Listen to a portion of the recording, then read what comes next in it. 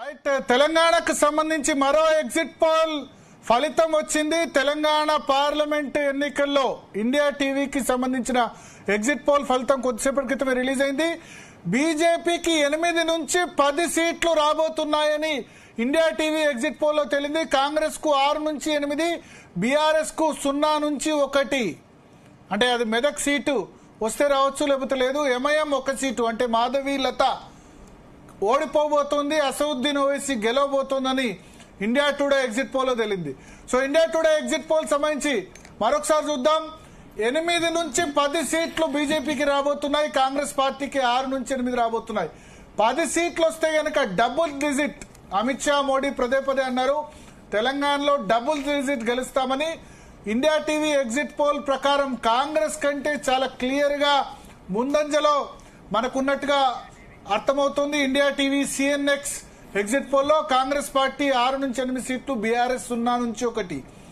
ఆ 1 కూడా వస్తే మెదక్ వస్తుంది, లేకపోతే లేదు. ఇంతకుముందు మనం వేరే సంస్థకు సంబంధించిన సర్వే కూడా చూసాం, అక్కడైతే బీఆర్ఎస్ గెలవలేదు. సో బీఆర్ఎస్ కు మాక్సిమం 1 సీటు మాత్రమే ఇస్తున్నారు. మినిమం ఖాతా కూడా తెరవకపోవచ్చు అంటారు. లాస్ట్ టైం 9 సీట్స్ వచ్చాయి రిపబ్లిక్ టీవీకి సంబంధించి దాని ప్రకారం చూస్తే. అదేవిధంగా కాంగ్రెస్ పార్టీకి 6 నుంచి 8 సీట్లు ఇండియా టీవీ ఎగ్జిట్ పోల్ ఇస్తుంది. బీజేపీ 8 నుంచి 10, ఎంఐఎం 1. స్పందన ఎంఐఎం 1 అంటే మాధవీలత చాలా ఎఫర్ట్ పెట్టింది, బట్ మాధవీలత గెలవరు అని ఇండియా టీవీ ఎగ్జిట్ పోల్ అంటే ఆరా ఎగ్జిట్ పోల్స్ ప్రకారం చూస్తే భరత్ ఇక్కడ కాంగ్రెస్ 7 నుంచి 8, బీజేపీ మాధవీలతకు సంబంధించి డిస్కస్ చేద్దాం. చాలా గట్టిగా ఫైట్ చేసింది మాధవీలత. నిజానికి మనం పోలింగ్ రోజు కూడా చూసాం ఆమె ఎంత అవుట్ రైట్ గా ఫైట్ చేసిందో. రియాసత్ నగర్ లో ఒక చోట రిగ్గింగ్ జరిగితే, తలుపులు మూసి జరిగితే అక్కడ వచ్చి ధర్నా కూర్చుంది. ఇంకోవైపు ఎంఐఎం నేతలు ఆమె ఒక చోట ఎదురుబడిన నేపథ్యంలో కారులోంచి బయటకు వచ్చి ఆమె శివంగిలా గర్జించిన పరిస్థితి కూడా చూసాం. ఒక విధంగా నేషనల్ మీడియా దృష్టిని కూడా మాధవీలత ఆకర్షించింది. ఒక మన దగ్గరే కాదు, దేశవ్యాప్తంగా మాధవీలత అందరి దృష్టిని ఆకర్షించింది.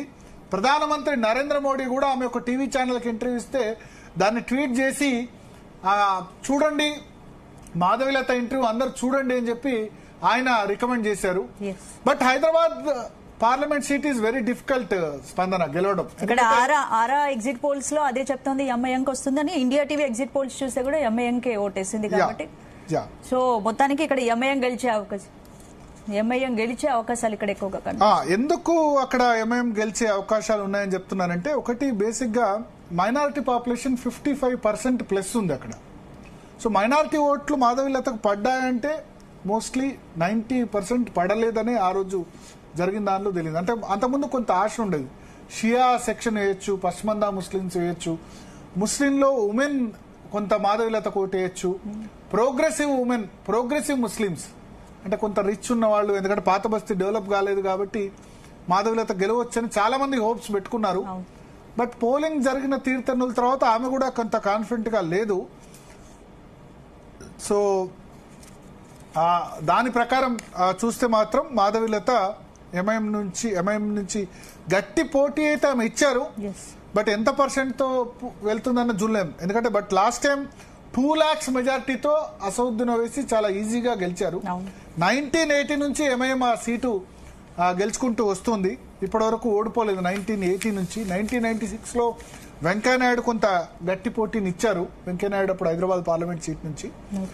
ఇప్పుడు 2009లో ఎప్పుడైతే డీలిమిటేషన్ జరిగిందో 7 అత్యధికంగా మైనారిటీ పాపులేషన్ ఉన్న ప్రాంతాలు హైదరాబాద్ పార్లమెంట్ లో కలిసాయి. ఎందుకంటే అప్పట్లో పరిగి, వికారాబాద్, తాండూర్ ఈ 3 హైదరాబాద్ పార్లమెంట్ సెగ్మెంట్ లో భాగంగా ఉండేది. బట్ ఇప్పుడు పూర్తిగా అవుట్ రైట్ గా మైనారిటీ పాపులేషన్ ఎక్కువ ఉన్న ప్రాంతాలు దీనిలో కలిసాయి.